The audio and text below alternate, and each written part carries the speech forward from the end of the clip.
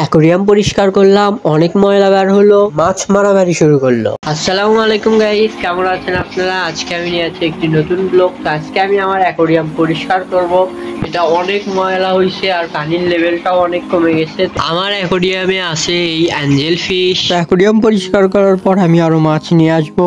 তো সবার প্রথমে বালতি নিয়ে এসে তারপরে অ্যাকোরিয়াম থেকে সর্বপ্রথম নাড়াচাড়া না করে ভালো পানি তুলে নেওয়া লাগবে বালতিতে।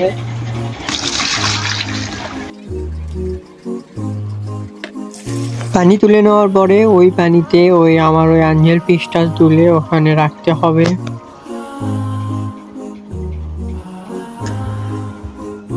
তারপর অক্সিজেন মেশিন এবং হিটারটা পানির ভিতর থেকে তুলে নিলাম।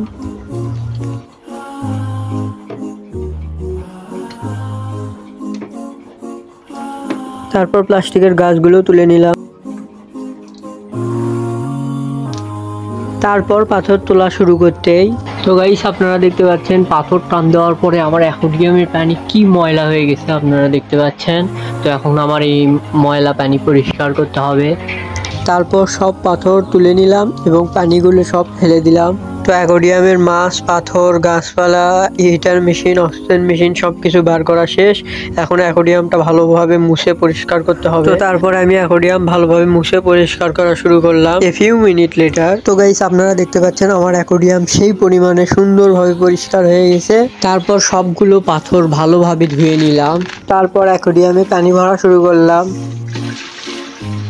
তো পানি ভরানো শেষ, এর মধ্যে কারেন্ট চলে গেছে।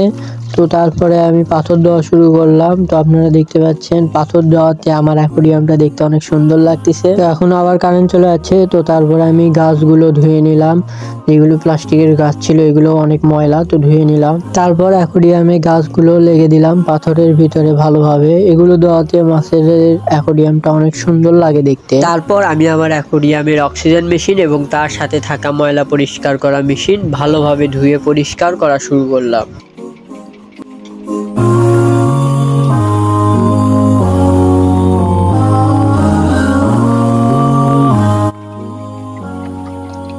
তো আমি এখন যেই অক্সিজেন মেশিনের সাথে থাকা পানি পরিষ্কার করা স্পঞ্জ পানিতে ডুবালাম, সেই পানিটা অনেক ময়লা হয়ে গেছে আপনারা দেখতে পাচ্ছেন। তো গাইস আপনারা দেখতে পাচ্ছেন কি পরিমাণে ময়লা বের হয়েছে। অক্সিজেন মেশিন ধোয়ার পরে অক্সিজেন মেশিনটা ভালোভাবে লাগাই দিলাম। তারপরে অক্সিজেন মেশিনটা অ্যাকোরিয়ামে লাগাই দিলাম। তারপর পানি সহ যে অ্যাঞ্জেল ফিশ রাখছিলাম ওই পানি সহ এখানে দিয়ে দিলাম, কারণ পুরাতন পানি ছাড়া মাছ মারা যাওয়ার সম্ভাবনা থাকে।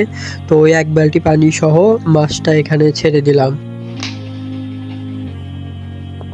তো গাইস আপনারা দেখতে পাচ্ছেন অ্যাকোরিয়ামটা পরিষ্কার করার পরে অনেক সুন্দর লাগতেছে। তো আমার অ্যাকোরিয়াম ছিল ফাঁকা, তাই আমি চলে আসলাম মাছের দোকানে এবং আরো কিছু মাছ কিনতে আসলাম এবং এখান থেকে কিনে নিলাম অনেক ছোট ছোট অ্যাঞ্জেল ফিশ। তো আমি এখন চলে আছি, তো আমি এখন ছাড়বো অ্যাঞ্জেল ফিশ। তো আপনারা দেখতে পাচ্ছেন আমি এখানে 8টা অ্যাঞ্জেল ফিশ কিনছি। তো আমি এখন এগুলো ছেড়ে দিলাম। তো গাইস আপনারা দেখতে পাচ্ছেন পানি পরিষ্কার করার পর অ্যাকোরিয়ামে রঙও করে দিছি। তো অনেক সুন্দর লাগতেছে অ্যাকোরিয়াম দেখতে এবং মাছগুলো অনেক আরামে ঘোরাঘুরি করতেছে।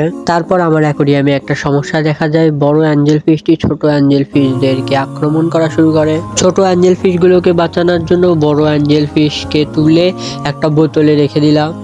তার কিছু সপ্তাহ পরে ওই অ্যাঞ্জেল ফিশটা মারা যায়। তো আজকের ব্লগে এই পর্যন্তই। আপনাদের যদি এই ব্লগটি থেকে ভালো লেগে থাকে তাহলে like, comment, share and subscribe করবেন। আসসালামু আলাইকুম।